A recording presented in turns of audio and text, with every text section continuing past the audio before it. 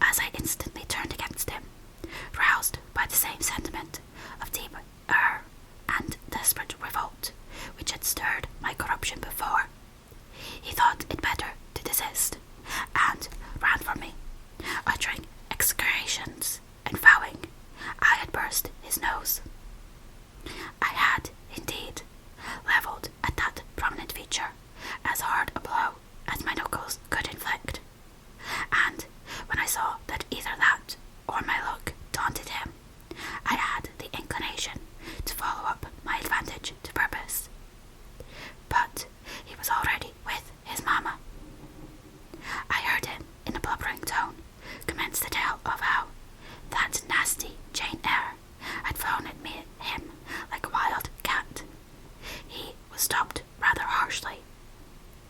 "Don't talk to me about her, John. I told you not to go near her. She's not worthy of notice. I do not choose that either you or your sisters should associate with her." Here, leaning on the banister, I cried out suddenly, and without at all deliberating on my words, "They are not fit to associate with me."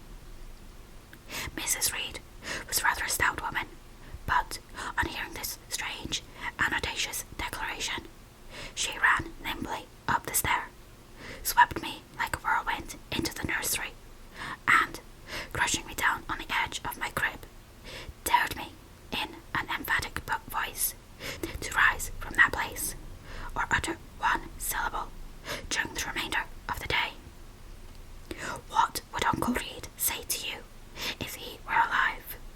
was my scarcely voluntary demand. I say scarcely voluntary, for it seemed as if my tongue pronounced words, without my will consenting to their utterance. Something spoke out of me, over which I had no control. "What?" said Mrs. Reed, under her breath. Her usual cold, composed, grey eye became troubled with a look of fear. She took her hand from my arm and gazed at me as if she really did not know whether I were child or a fiend. I was now in for it. "My Uncle Reed is in heaven, and can see all you do and think, and so can Papa and Mamma. They know how you shut me up all day long, and now you wish me dead." Mrs. Reed soon rallied her spirits. She shook me most soundly. She boxed both my ears, and then left me without a word. Bessie supplied the hiatus by a homily of an hour's length, in which she proved beyond a doubt that I was the most wicked and abandoned child ever reared under a roof. I half believed her, for I felt, indeed, only had bad feelings surging in my breast. November, December, and half of January passed away. Christmas and the New Year had been celebrated at Gateshead with the usual festive cheer. Presents had been interchanged, dinners and evening parties given. From every enjoyment I was, of course, excluded. My share of the gaiety consisted in witnessing the daily apparelling of Eliza and Georgiana, and seeing them descend to the drawing-room, dressed out in thin muslin, frocks and scarlet sashes, with hair elaborately ringleted, and afterwards, in listening to the sound of the piano or the harp played below, to the passing to and fro of the butler and footman, to the jingling of glass and china as refreshments were handed, to the broken hum of conversation as the drawing-room doors opened and closed. When tired of this occupation, I would retire from the stairhead to the solitary and silent nursery. There, though somewhat sad, I was not miserable. To speak truth, I had not the least wish to go into company, for in company I was very rarely noticed. If Bessie had but been kind and companionable, I should have deemed it a treat to spend the evenings quietly with her, instead of passing them under the formidable eye of Mrs. Reed,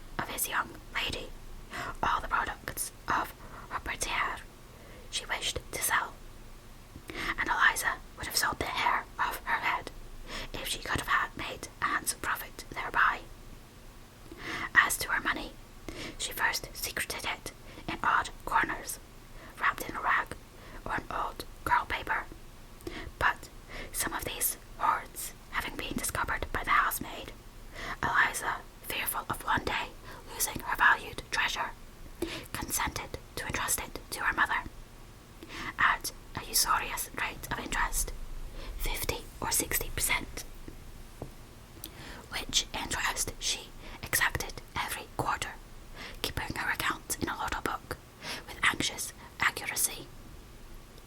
Georgiana sat on a high stool, dressing her hair at the glass and interweaving her curls with artificial flowers and faded feathers, of which she had found a store in a drawer in the attic. I was making my bed, having received strict orders from Bessie to get it arranged before she returned, for Bessie now frequently employed me as a sort of under-nursery maid to tidy the room, dust the chairs, etc. Having spread the quilt and folded my nightdress, I went to the window seat to put in order some picture books and doll's house furniture scattered there. An abrupt command from Georgiana to let her playthings alone, for the tiny chairs and mirrors, the fairy plates and cups were her property, stopped my proceedings. And then, for lack of other occupation, I fell to breathing on the frost flowers with which the window was fretted, and thus clearing the space in the glass through which I might look out on the grounds, where all was still and petrified under the influence of a hard frost.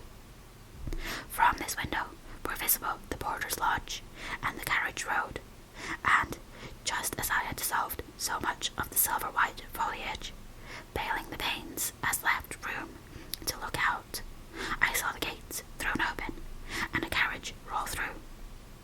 I watched it ascending the drive with indifference. Carriages often came to Gateshead, but none ever brought visitors in whom I was interested. It stopped in front of the house. The doorbell rang loudly. The newcomer was admitted.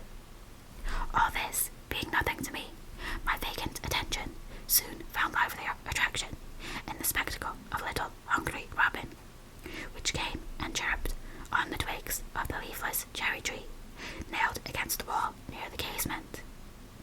The remains of my breakfast of bread and milk stood on the table, and, having crumbled a morsel of roll, I was tugging at the sash to put out the crumbs on the windowsill, when Bessie came running upstairs into the nursery. "Miss Jane, take off your pinafore. What are you doing there?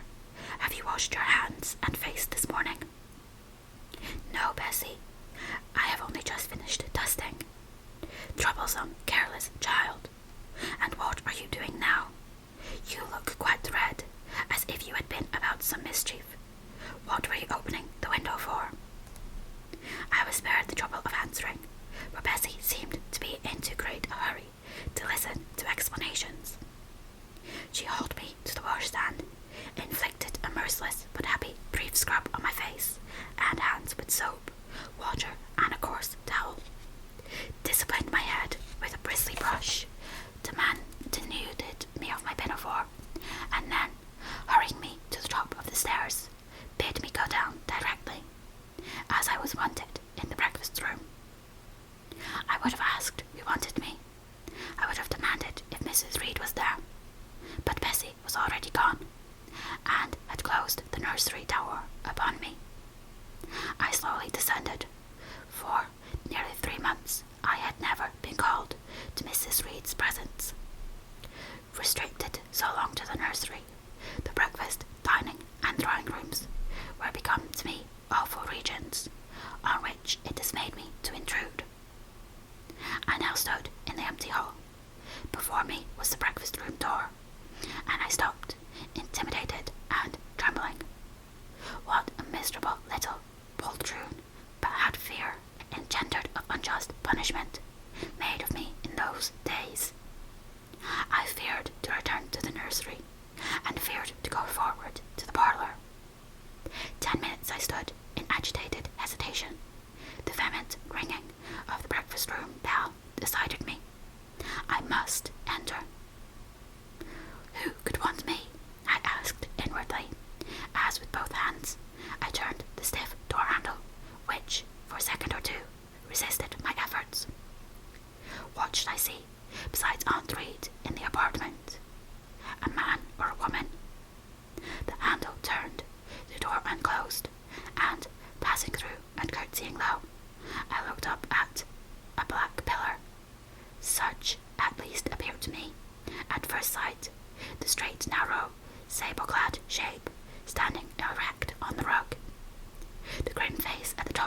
was like a carved mask, placed above the shaft by way of capital. Mrs. Reed occupied her usual seat by the fireside. She made a signal to me to approach. I did so, and she introduced me to the stony stranger with the words, "This is a little girl, respecting whom I applied to you." He, for it was a man, turned his head slowly towards where I stood, and, having examined me with the two inquisitive-looking grey eyes, which twinkled under a pair of bushy brows, said solemnly, and in a bass voice, "Her size is small. What is her age?" 10 years. "So much," was the doubtful answer, and he prolonged his scrutiny for some minutes. Presently he addressed me. "Your name, little girl?" "Jane Eyre, sir." In uttering these words, I looked up. He seemed to me a tall gentleman, but then I was very little. His features were large, and they and all the lines of his frame were equally harsh and prim. "Well, Jane Eyre, and are you a good child?" Impossible to reply to this in the affirmative. My little world had a contrary opinion. I was silent. Mrs. Reed answered for me by an expressive shake of the head, adding soon, "Perhaps the less said on that subject, the better, Mr. Brocklehurst." Sorry indeed to hear it. She and I must have some talk. And, bending from the perpendicular, he installed his person in the armchair opposite Mrs. Reed's. "Come here," he said. I stepped across the rug. He placed me square and straight before him. What a face he had, now that it was almost on a level with mine. What a great nose, and what a mouth, and what large, prominent teeth. "No sight so sad as that of a naughty child," he began, "especially a naughty little girl. Do you know where the wicked go after death?" "They go to hell," was my ready and orthodox answer. "And what is hell? Can you tell me that?" "A pit full of fire." "And should you like to fall into that pit and be burning there forever?" "No, sir." "What must you do to avoid it?" I deliberated a moment. My answer, when it did come, was objectionable. "I must keep in good health and not die." "How can you keep in good health? Children younger than you die daily." "I buried a little child of 5 years old only a day or two since, a good little child, whose soul is now in heaven. It is to be feared the same could not be said of you, were you to be called thence." Not being in a condition to remove his doubt, I only cast my eyes down on the two large feet planted on the rug, and sighed, wishing myself far enough away. "I hope that sigh is from the heart, and that you repent of ever having been the occasion of discomfort for your excellent benefactress." "Benefactress, benefactress," said I inwardly. "They all call Mrs. Reed my benefactress. If so, a benefactress is a disagreeable thing." "Do you say your prayers night and morning?" continued my interrogator. "Yes, sir." "Do you read your Bible?" "Sometimes." "With pleasure. Are you fond of it?" "I like Revelations, and the book of Daniel, and Genesis, and Samuel, and a little bit of Exodus, and some parts of Kings and Chronicles, and Job, and Jonah, and the Psalms. I hope you like them." "No, sir." "No? Oh, shocking.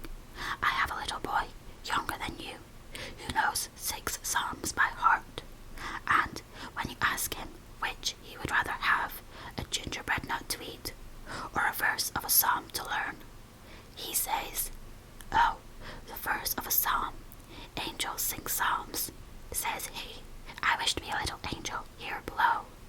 He then gets 2 nuts in recompense for his infant piety. "Psalms are not interesting," I remarked.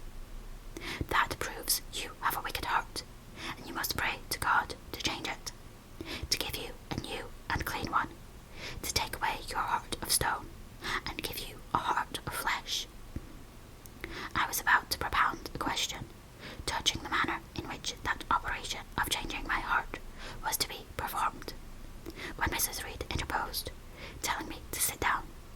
She then proceeded to carry on the conversation herself. Mr. Brocklehurst, I believe I have intimidated the letter in which I wrote to you 3 weeks ago, that this little girl has not quite the character and disposition I could wish. Should you admit her to Lowood School, I should be glad if the superintendent and teachers were requested to keep a strict eye on her, and, above all, to guard against her worst fault, a tendency to deceit. I mention this in your hearing, Jane, that you may not attempt to impose on Mr. Brocklehurst. Deceit is, indeed, a sad fault in a child, said Mr. Brocklehurst. It is akin to falsehood, and all liars will have their portion in the lake burning with fire and brimstone. She shall, however, be watched, Mrs. Reed. I will speak to Miss Temple and the teachers. I should wish her to be brought up in a manner suiting her prospects, continued my benefactress, to be made useful, to be kept humble. As for the vacations, she will, with your permission, spend them always at Lowood. Your decisions are perfectly judicious, madame, returned Mr. Brocklehurst. Humility is a Christian grace, and one peculiarly appropriate to the pupils of Lowood. Quite right, sir. I may then depend upon this child being received as a pupil of Lowood, and there being trained in conformity to her position and prospects. Madame, you may. She shall be placed in that nursery of chosen plants, and I trust she will show herself grateful for the inestimable privilege of her election. I will send her then, as soon as possible, Mr. Brocklehurst, for, I assure you, I feel anxious to be relieved of responsibility that was becoming too irksome. No doubt, madame. And now I wish you good morning. I shall return to Brocklehurst Hall in the course of a week or two. My good friend, the Archdeacon, will not permit me to leave him sooner. I shall send Miss Temple notice that she is to expect a new girl, so that there will be no difficulty about receiving her. Goodbye. Goodbye, Mr. Brocklehurst. Remember me to Mrs. and Miss Brocklehurst, and to Augusta and Theodore, and Master Broughton Brocklehurst. I will, madame. Little girl, here is a book entitled The Child's Guide. Read it with prayer, especially that part containing an account of the awfully sudden death of Martha G., a naughty child addicted to falsehood and deceit. With these words, Mr. Brocklehurst put into my hand a thin pamphlet, sewn in a cover, and having rung for his carriage, he departed. Mrs. Reed and I were left alone. Some minutes passed in silence. She was sewing. I was watching her. Mrs. Reed might be, at that time, some 6 or 37. She was a woman of robust frame, square-shouldered and strong-limbed, not tall, and, though stout, not obese. She had a somewhat large face, the underjaw being much undeveloped and very solid. Her brow was low, her chin large and prominent, mouth and nose sufficiently regular. Under her light eyebrows glimmered an eye devoid of ruth. Her skin was dark and opaque, her hair nearly flaxen. Her constitution was sound as a bell. Illness never came near her. She was an exact, clever manager. Her household and tenantry were thoroughly under her control. Her children only, at times, defied her authority, and laughed it to scorn. She dressed well, and had presents and boards calculated to set off handsome attire.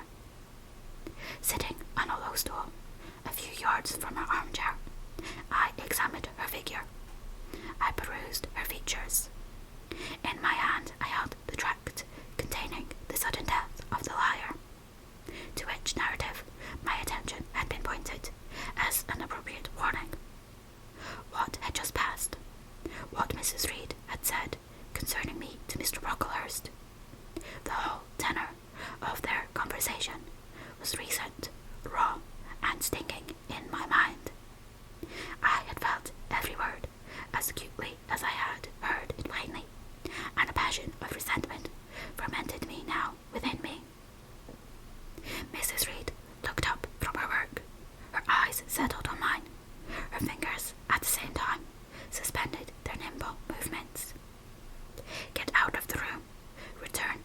nursery was her mandate. My look, or something else, must have struck her as offensive, for she spoke with extreme, though suppressed, irritation. I got up. I went to the door. I came back again. I walked to the window across the room, then close up to her. Speak, I must. I have been trodden on severely, but must turn. But how? What strength had I to dart realization at my antagonist? I gathered my energies and launched them in this blunt sentence. I am not deceitful. If I were, I should say I loved you. But I declare I do not love you. I dislike you to the worst of anybody in the world, except John Reed. And this book about the liar you may give to your girl Georgiana, for it is she who tells lies, and not I. Mrs. Reed's hands lay still on her work, inactive. Her eyes of ice continued to dwell freezingly on mine. What more have you to say? She asked, rather in the tone in which a person might address an opponent of adult age than such as is ordinarily used to a child. That eye of hers, that voice, stirred every antipathy I had. Shaking from head to foot, thrilled with ungovernable excitement, I continued, I am glad you are no relation of mine. I will never call you aunt again as long as I live. I will never come to see you when I am grown up, and if anyone asks me how I liked you and how you treated me, I shall say that very thought of you makes me sick, and that you treated me with miserable cruelty. How dare you affirm that, Jane Eyre? How dare I, Mrs. Reed? How dare I? Because it is the truth. You think I have no feelings, and that I can do without one bit of love or kindness. But I cannot live so, and you have no pity. I shall remember how you thrust me back, roughly and violently thrust me back, into the Red Room, and locked me up there to my dying day, though I was in agony, though I cried out, while suffocating with distress, have mercy, Aunt Reed. And that punishment you made me suffer, because your wicked boy struck me, knocked me down for nothing. I will tell anybody who asks me questions this exact tale. People think you a good woman, but you are bad, hard-hearted. You are deceitful. Ere I had finished this reply, my soul began to expand, to exult with the strangest sense of freedom, of triumph I ever felt. It seemed as if an invisible bond had burst, and that I had struggled into unhoped-for liberty. Not without cause was that sentiment. Mrs. Reed looked frightened. Her work had slipped from her knee.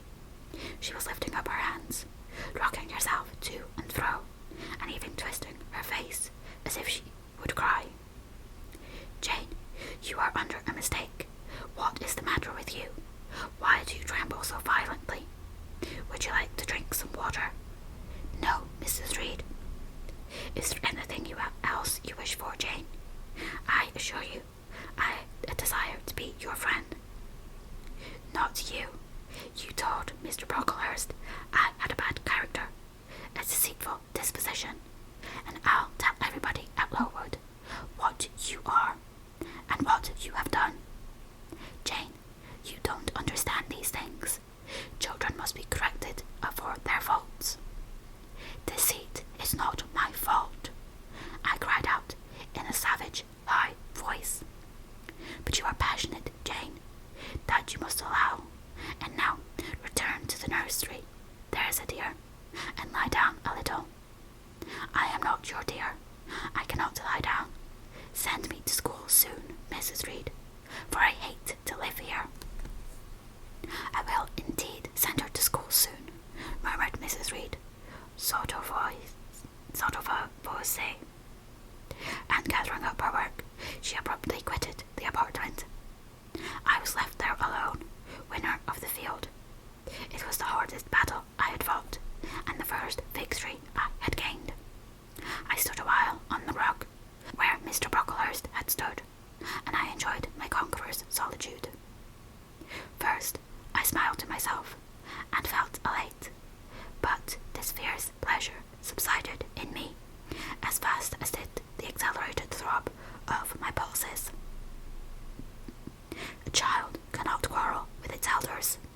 as I had done, cannot give its furious feelings uncontrolled play, as I had given mine, without experiencing afterwards the pang of remorse and the chill of reaction. I would fain exercise some better faculty than that of fierce speaking, fain find nourishment for some less fiendish feeling than that of sombre indignation. I took a book, some Arabian tales. I sat down and endeavoured to read. I could make no sense of the subject. My own thoughts swam always between me and the page. I had usually found fascinating. I opened the glass door in the breakfast room. The shrubbery was quite still. The black frost reigned, unbroken by sun or breeze, through the grounds. I covered my head and arms with the skirt of my frock, and went out to walk in a part of the plantation which was quite sequestered. But I found no pleasure in the silent trees, the falling fir cones, the congealed relics of autumn, russet leaves swept by past winds in heaps, and now stiffened together. I leaned against the gate and looked into an empty field where no sheep were feeding, where the short grass was nipped and blanched. It was a very grey day, a most opaque sky, onding on snow, canopied all. Then flakes fell at intervals, which settled on the hard path, and on the hoary lay without melting. I stood, a wretched child enough, whispering to myself over and over again, "What shall I do? What shall I do?" All at once I heard a clear voice call, "Miss Jane, where are you? Come to lunch." It was Bessie, I knew well enough, but I did not stir. Her light step came tripping down the path. "You naughty little thing," she said. "Why don't you come when you are called?" Bessie's presence, compared with the thoughts over which I had been brooding, seemed cheerful, even though, as usual, she was somewhat cross. The fact is, after my conflict with and victory over Mrs. Reed, I was not disposed to care much for the nursemaid's transitory anger, and I was disposed to bask in her youthful lightness of heart. I just put my 2 arms round her and said, "Come, Bessie, don't scold." The action was more frank and fearless than any I was habituated to indulge in. Somehow it pleased her. "You are a strange child, Miss Jane," she said, as she looked down at me, "a little roving, solitary thing. And you are going to school, I suppose?" I nodded. "And won't you be sorry to leave poor Bessie?" "What does Bessie care for me? She is always scolding me." "Because you are such a queer, frightened, shy little thing. You should be bolder." "What, to get more knocks?" "Nonsense. But you are rather put upon, that's certain. My mother said, when she came to see me last week, that she would not like a little one of her own to be in your place. Now, come in, and I've some good news for you." "I don't think you have, Bessie." "Child, what do you mean? What sorrowful eyes you fix on me." "Well, but Mrs. and the young ladies and Master John are going out to tea this afternoon, and you shall have tea with me. I'll ask cook to bake you a little cake, and then you shall help me to look over your drawers, for I am soon to pack your trunks. Mrs. intends you to leave Gateshead in a day or 2, and you shall choose what toys you like to take with you. Bessie, you must promise not to scold me any more till I go." "Well, I will, but mind you are a very good girl, and don't be afraid of me. Don't start when I chance to speak rather sharply. It's so provoking." "I don't think I shall ever be afraid of you again, Bessie, because I have got used to you, and I shall soon have another set of people to dread. If you dread them, they'll dislike you, as you do, Bessie." "I don't dislike you, miss. I believe I am fonder of you than of all the other others. You don't show it. You little sharp thing. You've got quite a new way of talking. What makes you so venturous and hardy? Why, I shall soon be away from you, and besides, I was going to say something about what had passed between me and Mrs. Reed, but on second thoughts I considered it better to remain silent on that head. And so, you're glad to leave me? Not at all, Bessie. Indeed, just now I am rather sorry. Just now, and rather.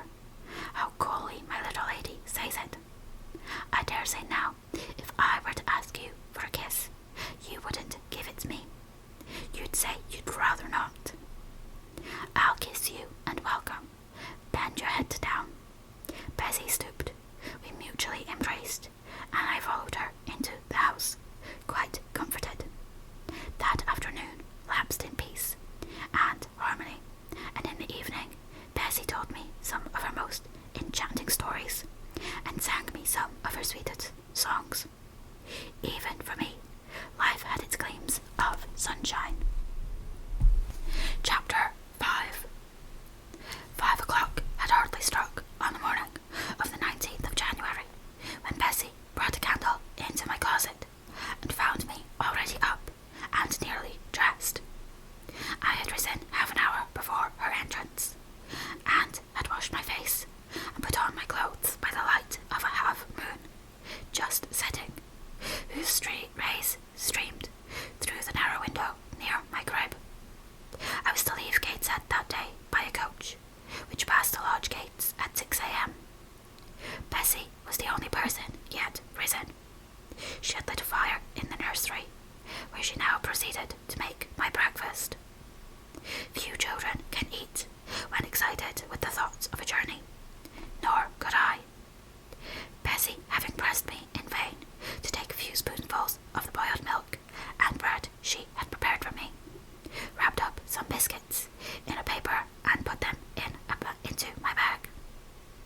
Then she helped me on with my blasé and bonnet, and wrapping herself in a shawl, she and I left the nursery. As we passed Mrs. Reed's bedroom, she said, "Will you go in and bid Mrs. goodbye?"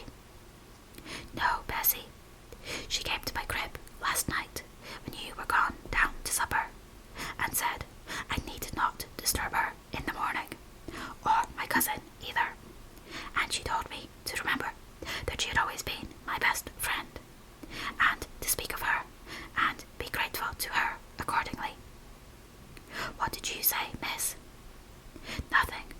I covered my face with the bedclothes and turned from her to the wall." "That was wrong, Miss Jane." "It was quite right, Bessie. Your missus has not been my friend. She has been my foe." "Oh, Miss Jane, don't say so." "Goodbye to Gateshead," cried I, as we passed through the hall and went out at the front door. The moon was set, and it was very dark. Bessie carried a lantern, whose light glanced on wet steps and gravel road sodden by recent thaw.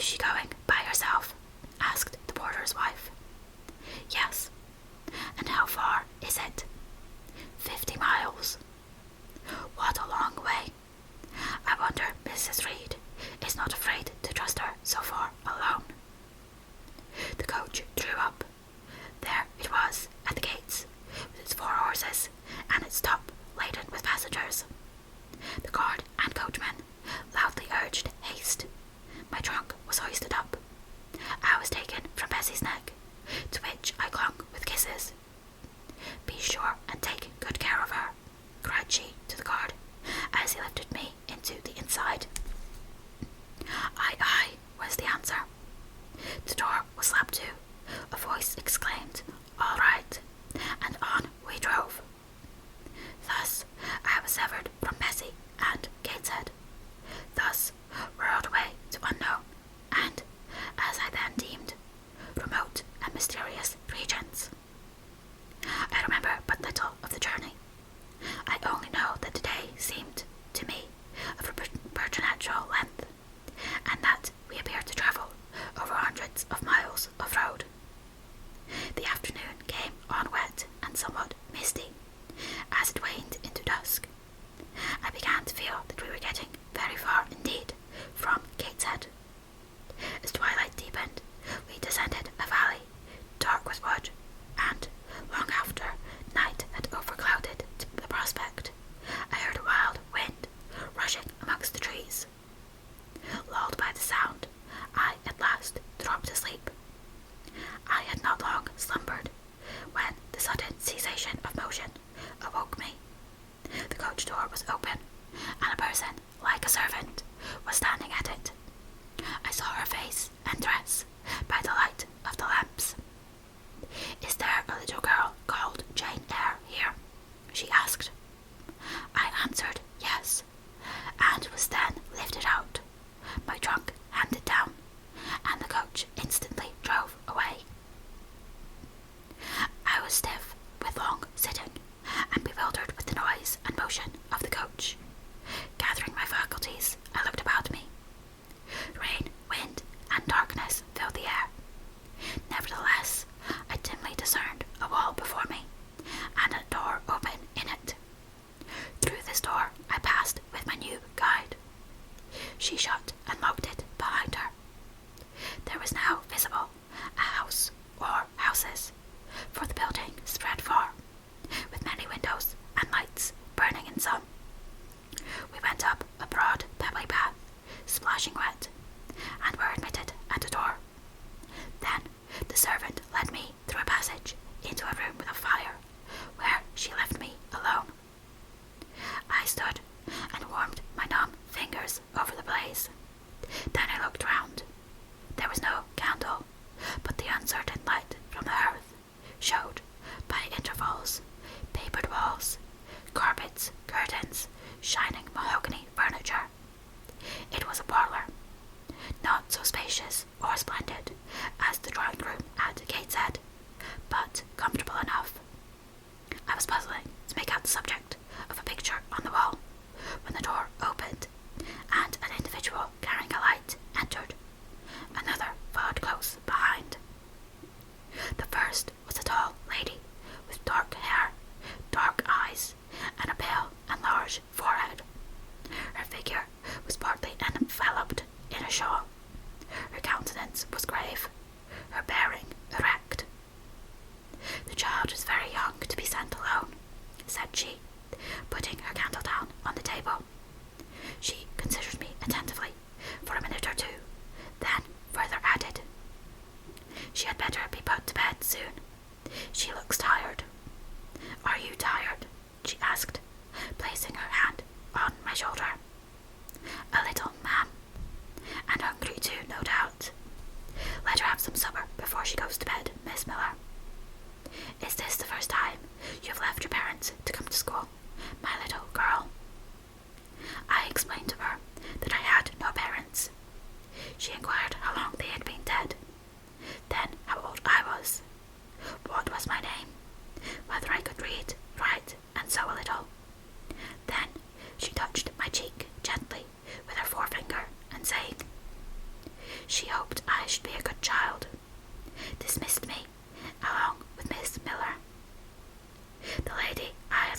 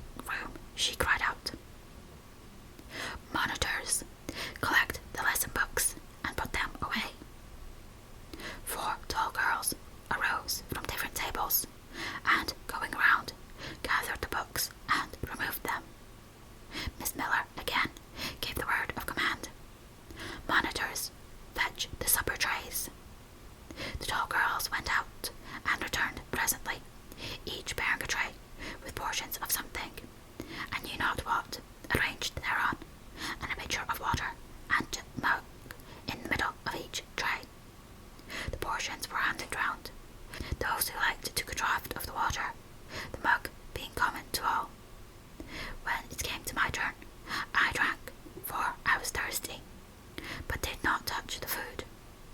Excitement and fatigue rendered me incapable of eating. I now saw, however, that it was a thin oaten cake, shared into fragments.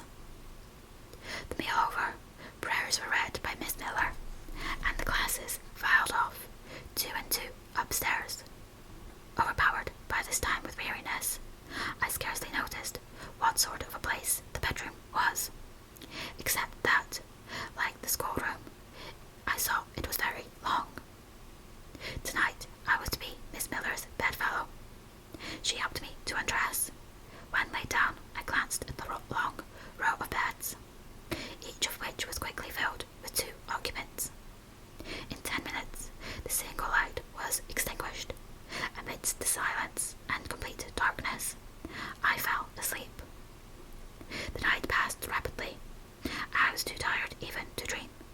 I only once awoke to hear the wind rave in furious gusts, and the rain fall in torrents, and to be sensible that Miss Miller had taken her place by my side.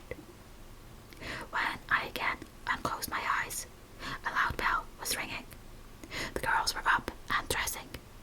Day had not yet begun to dawn, and a rushlight or 2 burnt in the room. I too rose reluctantly. It was bitter cold, and I dressed as well as I could for shivering, and washed when there was a basin at liberty, which did not occur soon, as there was but 1 basin to 6 girls, on the stands down the middle of the room. Again the bell rang. All formed in file, 2 and 2, and in that order descended the stairs and entered the cold and dimly lit schoolroom. Here prayers were read by Miss Miller.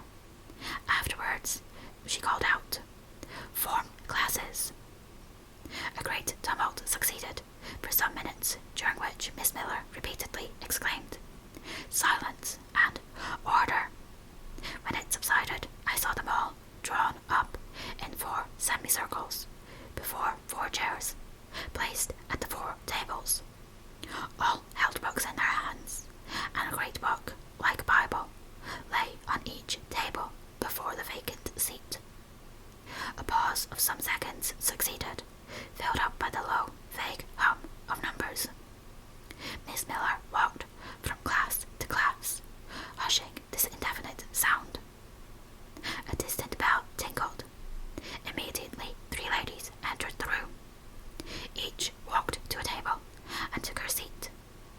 Miss Miller assumed the 4th vacant chair, which was that nearest the door, and around which the smallest of the children were assembled. To this inferior class I was called and placed at the bottom of it. Business now began. The day's collect was repeated. Then certain texts of scripture were said, and to these succeeded a protracted reading of chapters in the Bible, which lasted an hour. By the time that exercise was terminated, day had fully dawned. The indefatigable bell now sounded for the 4th time. The classes were marshalled and marched into another room to breakfast. How glad I was to behold a prospect of getting something to eat. I was now nearly sick from inanition, having taken so little the day before. The refectory was a great, low-ceilinged, gloomy room. On 2 long tables, smoked basins of something hot, which, however, to my dismay, sent forth an odour far from inviting. I saw a universal manifestation of discontent when the fumes of the repast met the nostrils of those destined to swallow it. From the van of the procession, the tall girls of the 1st class, rose the whispered voices. "Disgusting! The porridge is burnt again!"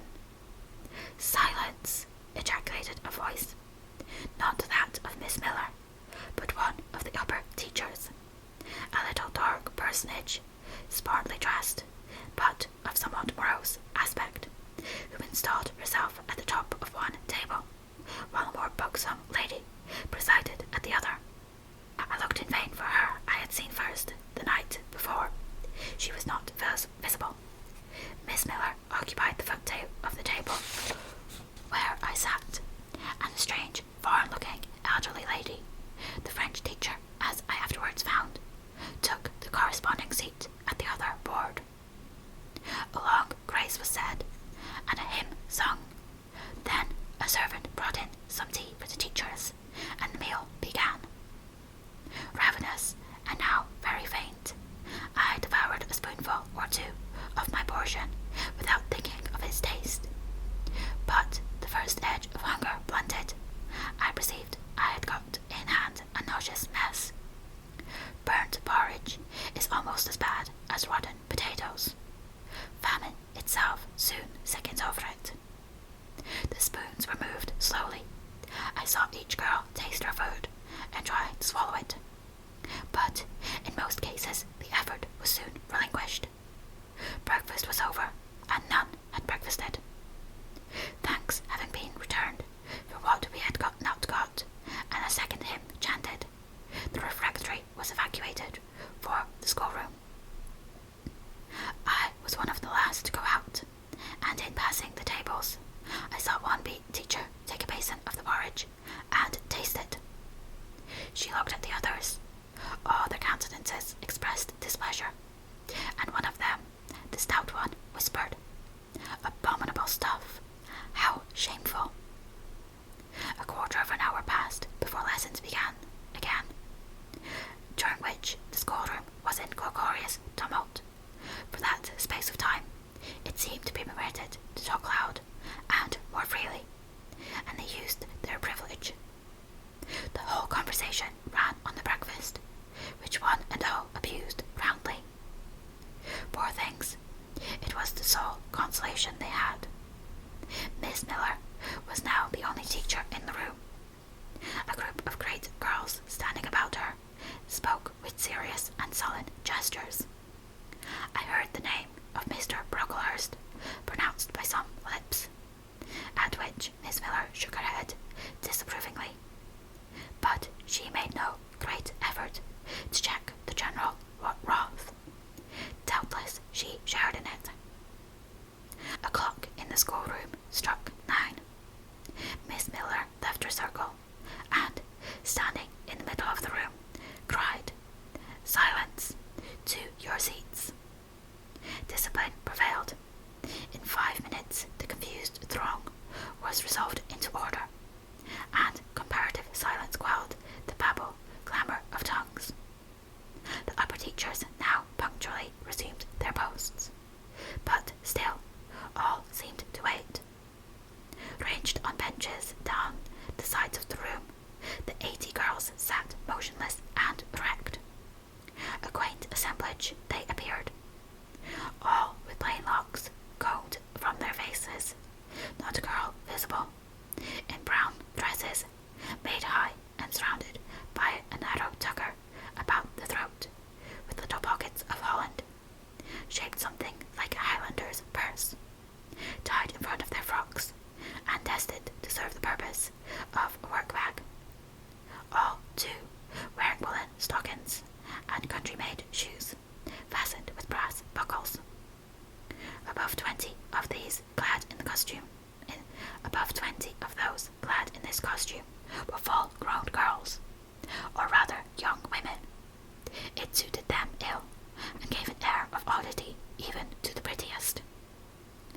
I was still looking at them, and also at intervals, examining the teachers, none of whom precisely pleased me, for the stout one was a little coarse, the dark one not a little fierce, the foreigner harsh and grotesque, and Miss Miller, poor thing, looked purple, weather-beaten, and overworked.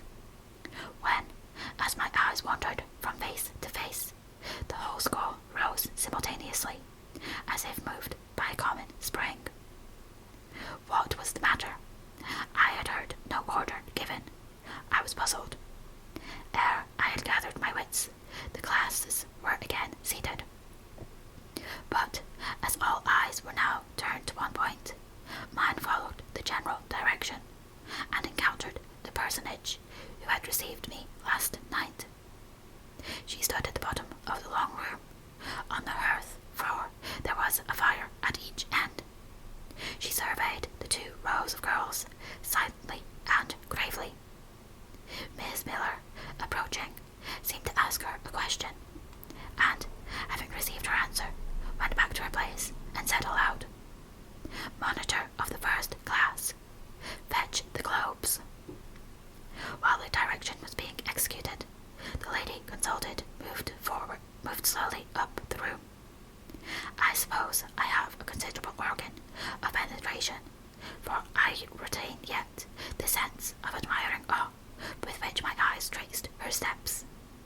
Seen now in broad daylight, she looked tall, fair, and shapely.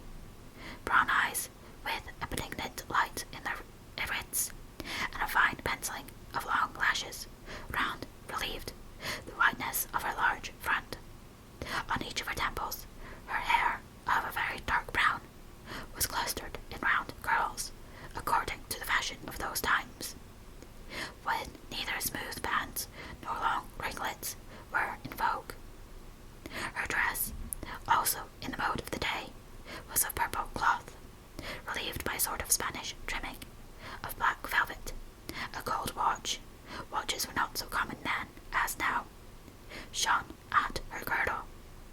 Let the reader add, to complete the picture, refined features, a complexion, if pale, clear, and a stately air and carriage, and he will have, at least as clearly as words can give it, a correct idea of the exterior of Miss Temple, Maria Temple, as I afterwards saw the name written in a prayer book entrusted to me to carry to church. The superintendent of Lowood, for such was this lady, having taken her seat before a pair of globes placed on one of the tables, summoned the first class around her, and commenced giving a lesson in geography. The lower classes were called by the teachers. Repetitions in history, grammar, etc. went on for an hour. More writing and arithmetic succeeded, and music lessons were given by Miss Temple to some of the elder girls.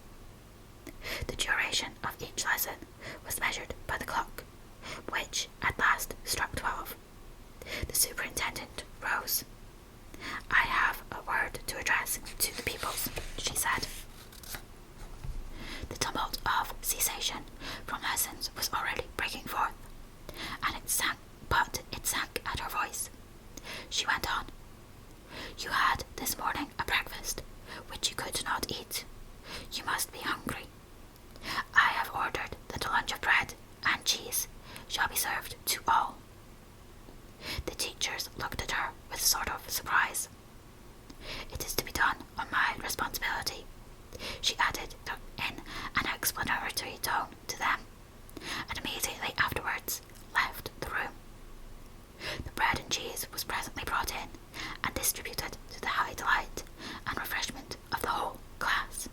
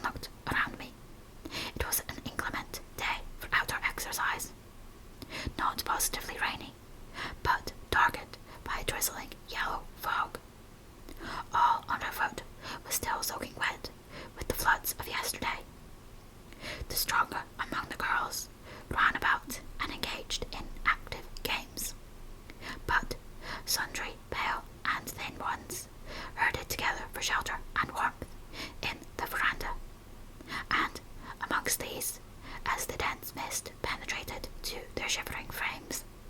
I heard frequently the sound of a hollow cough. As yet, I had spoken to no one, nor did anybody seem to take notice of me. I looked round the convent-like garden, and then up at the house, a large building, half of which seemed grey and old, the other half quite new. The new part, containing the schoolroom and dormitory, was lit by mullioned and latticed windows, which gave it a church-like aspect. A stone tablet over the door bore this inscription: Lowood Institution. This portion was rebuilt A.D. by Naomi Brocklehurst of Brocklehurst Hall in this county. Let your light so shine before men, that they may see your good works, and glorify your Father which is in heaven. St. Matthew, verse 16. I saw a girl sitting on a stone bench near. She was bent over a book, on the perusal of which she seemed intent. From where I stood, I could see the title. It was Rasailas, a name that struck me as strange, and consequently attractive. In turning a leaf, she happened to look up, and I said to her directly, "Is your book interesting?" I had already formed the intention of asking her to lend it to me some day. "I like it," she answered, after a pause of a second or two, during which she examined me. "Can you tell me what the writing on that stone over the door means? What is Lowood Institution? This house where you are come to live." Who was Naomi Brocklehurst? The lady who built the new part of the house, as that tablet records, and whose son overlooks and directs everything here. Why? Because he is treasurer and manager of the establishment. Then this house does not belong to that tall lady who wears a watch, and who said we were to have some bread and cheese. To Miss Temple? Oh no, I wish it did. She has to answer to Mr. Brocklehurst for all she does. Mr. Brocklehurst buys all our food and all our clothes. Does he live here? No, 2 miles off at a large hall. Is he a good man? He is a clergyman, and is said to do a great deal of good. Did you say that tall lady was called Miss Temple? Yes. And what are the other teachers called? The one with red cheeks is called Miss Smith. She attends to the work and cuts out, for we make our own clothes, our frocks and blazes and everything. The little one with black hair is Miss Scatcherd. She teaches history and grammar, and here's the second class repetitions. And the one who wears a shawl and has a pocket handkerchief tied to her side with a yellow riband is Madame Perrier. She comes from Lille, in France, and teaches French. Have you been here long? 2 years. Are you an orphan? My mother is dead. Are you happy here? You ask rather too many questions. I have given you answers enough for the present. Now I want to read. But at the moment the summons sounded for dinner. All re-entered the house. The odour which now filled the refectory was scarcely more appetizing than that which had regaled our nostrils at breakfast. The dinner was served in 2 huge tin-plated vessels, whence rose a strong steam, redolent of rancid fat. I found the mess to consist of indifferent potatoes and strange shreds of rusty meat, mixed and cooked together. Of this preparation, a tolerably abundant plateful was apportioned to each pupil. I ate what I could, and wondered within myself whether every day's fare